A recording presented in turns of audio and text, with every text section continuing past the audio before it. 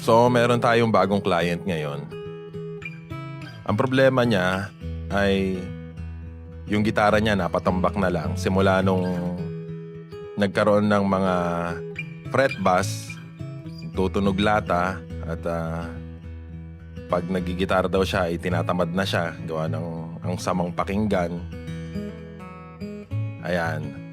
At makikita natin yung gitara talagang medyo napabayaan na.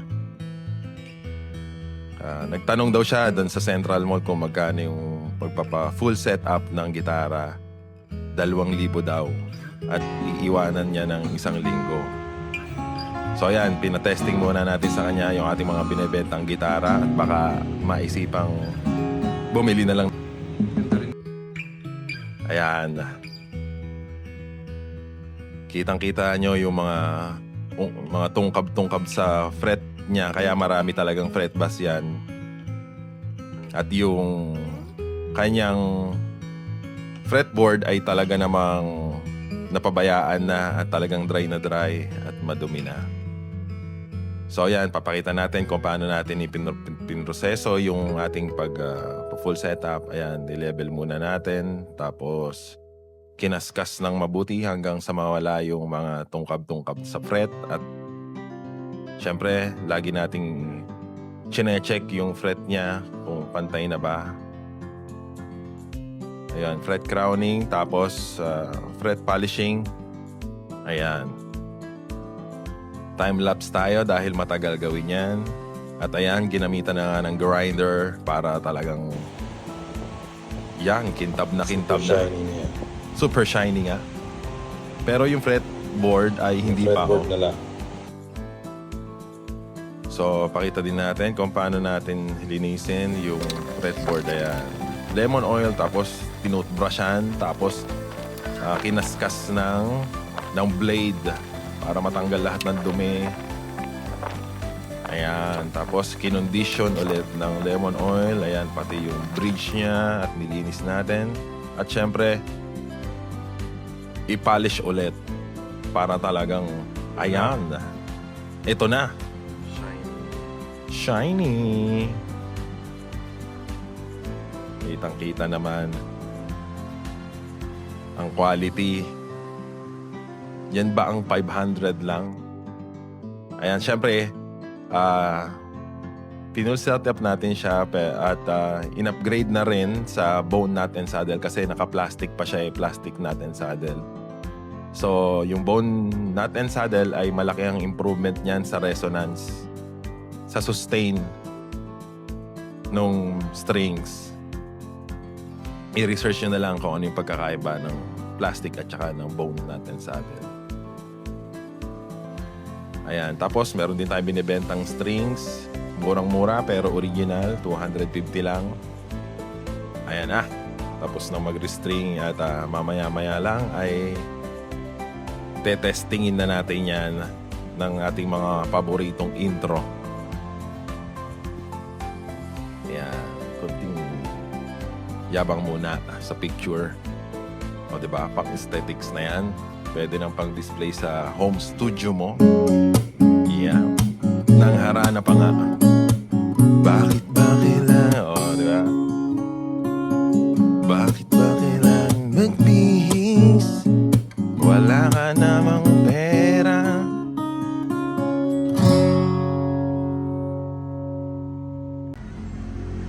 Paborito nating intro.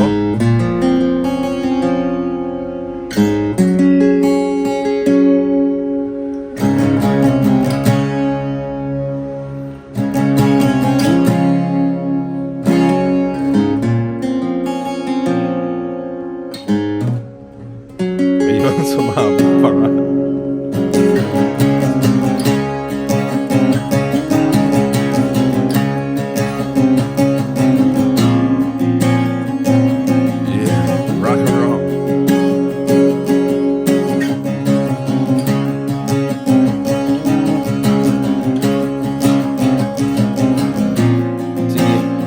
Pang strap para makita nila na wala talagang fret bass Acoustic yan. lang.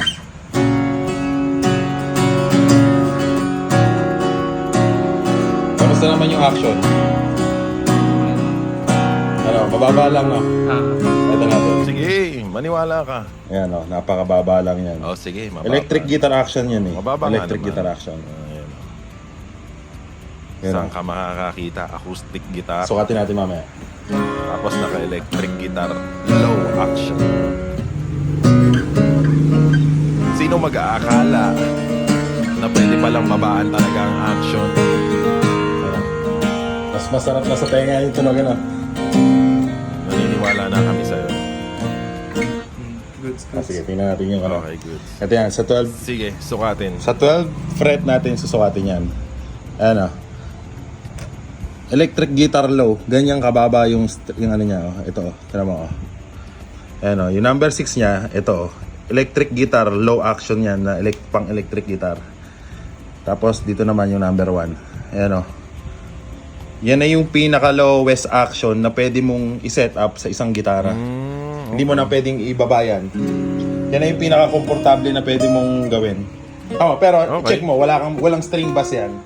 Okay, sige. Goods. Sige, try mo. Yan. Wow. Sarap naman pakinggan yan.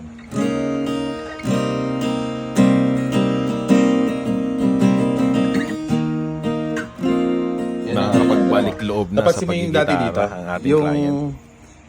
iba yung tungkab na dito. Kaya sumasabit yun kasi Malalim. malalim na. O yan, inayos natin yan. Wala na. Tapos, ano yan, talagang polish yan.